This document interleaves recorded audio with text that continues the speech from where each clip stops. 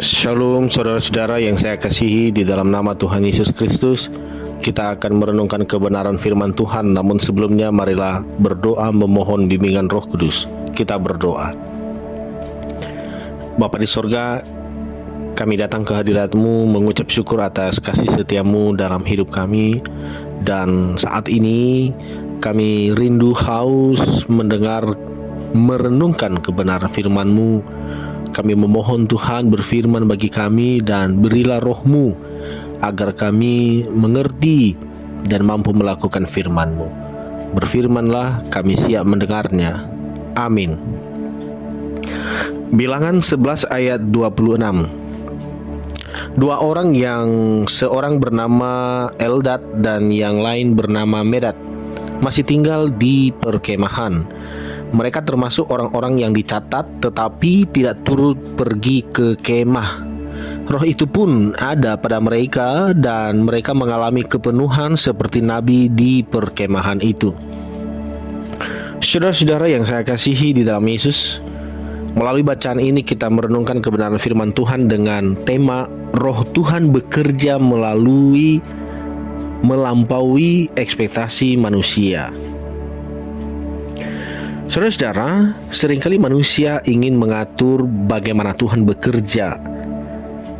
Kita merasa Tuhan harus bekerja melalui orang tertentu, di tempat tertentu, dengan cara tertentu.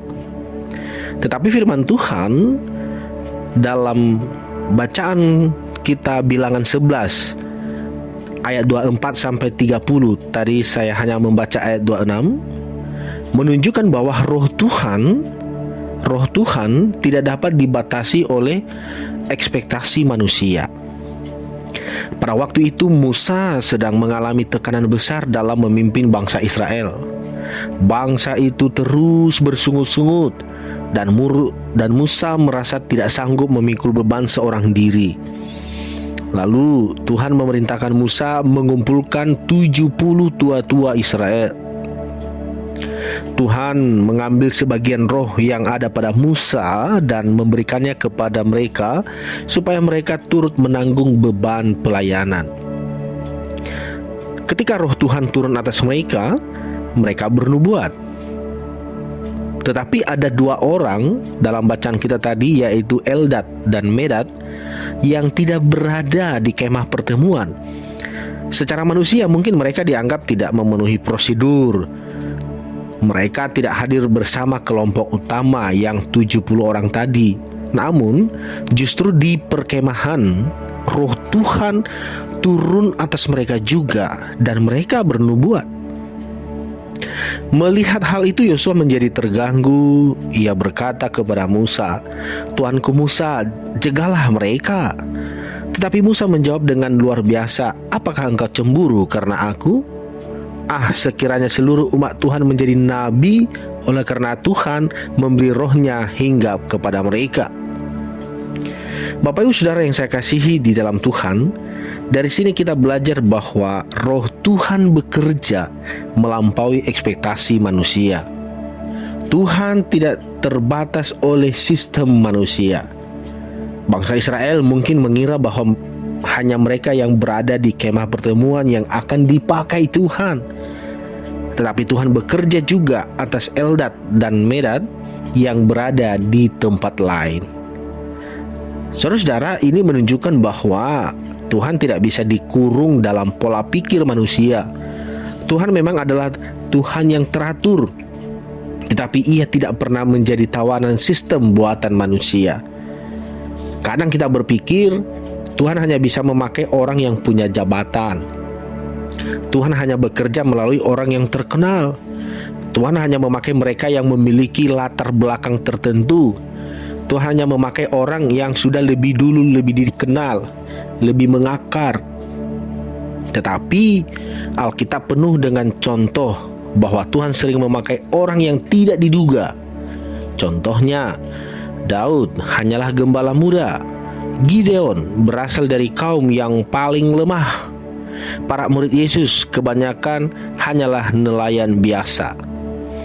Karena itu jangan pernah meremehkan orang lain. Bisa jadi orang yang dianggap kecil justru sedang dipakai Tuhan secara luar biasa. Hari ini Tuhan masih bekerja melampaui ekspektasi manusia. Kadang Tuhan memakai orang sederhana untuk membawa pemulihan.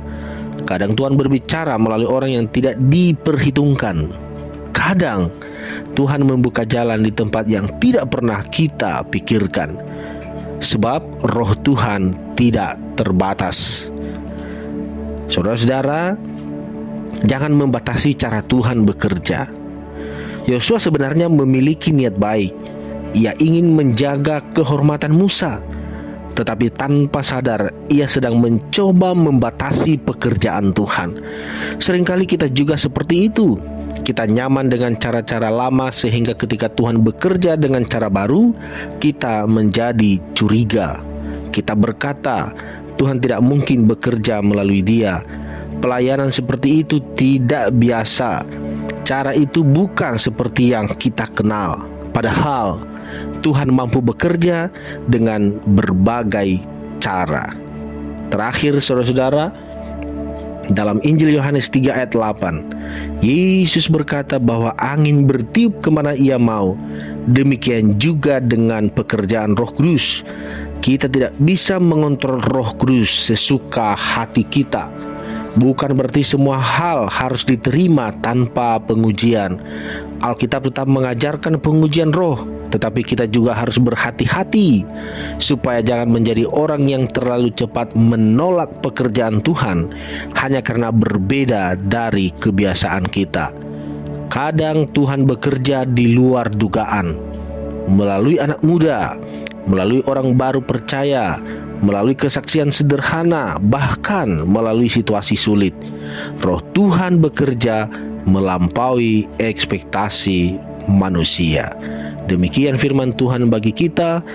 Tuhan Yesus memberkati. Kita berdoa.